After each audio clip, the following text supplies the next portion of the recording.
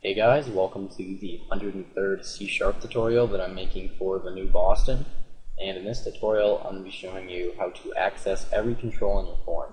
So if you want to change the property of a control, such as like if it's enabled or the text or something like that, I'm going to show you how to access all the controls on using one simple method, and you don't have to type out like button1.text equals. You could just use a method. So for this tutorial, you're going to need to have a few buttons right here, have just 3 or 4 of them outside of this group box right here, and just have a group box with at least one button inside of it.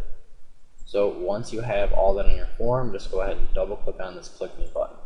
And the first thing that we're going to be doing is setting the text of every control to Atom. So we're just going to write a simple for each statement here to loop through every control on the form. So we're just going to say for each control, let's call it C, in this dot controls, and this dot controls basically just refers to every control on the form. So for every control in this dot controls, or for every control on the form, we just want to set the text of that control equal to Atom. So now when you debug here, it should just loop through every control and set the text of that control equal to Atom. Well, it did for all of them except this button.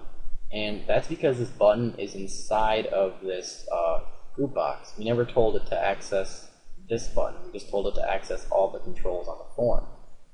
And this button right here is called a nested control. That's because it's inside of another control. And this thing that holds the controls, or the group box, is called a container, meaning it holds controls inside of it, or it can hold controls inside of it. So in order to access all of the controls, including this button, we're going to have to write a recursive method. And we worked a little bit with recursive methods when dealing with the tree view. And in case you missed that one, it's basically just calling a method from inside itself. So if we had a method called like hello, we would just call that hello method from inside it. So first thing we're going to do right here is just create a new method. I'll just call it access all. And we're going to have it basically pass through a control collection. And we're just going to have it first set the text of the control equal to Atom, and then we're going to have it check to see if the control has children, or if there's controls inside of it.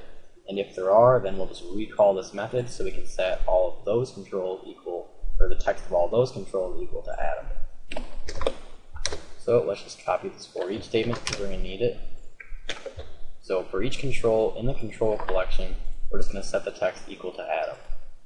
Now we're also going to check to see if the control has children, or if the control has controls inside of it. So we're going to say if C.has_children, and this returns a bool indicating whether the control has children or not, or basically whether the control has controls inside of it. So if there's controls inside of this control right here, then we're just going to recall this access all method and pass through all the controls inside of that control. So we're just going to say access all, and then C.controls. So if this were a group box right here, then it would set the text of the group box equal to Atom, and then it would check to see if it has children. And yes, it does have children. There's a button inside of it. So it will call this method access all, and it will pass through all the controls inside of this group box. So it'll just pass through this button since there's only one control inside of this group box. And then it will set the text of that equal to Atom. So now we're just going to call this access all method from when we click the button, and we're just going to pass through this dot controls.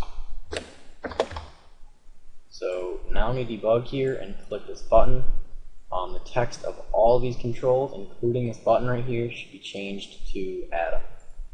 Yep, perfect. So that's pretty much it for this tutorial. In the next tutorial, I'm going to show you a few more things that you can do using a similar method like this. So, see you guys.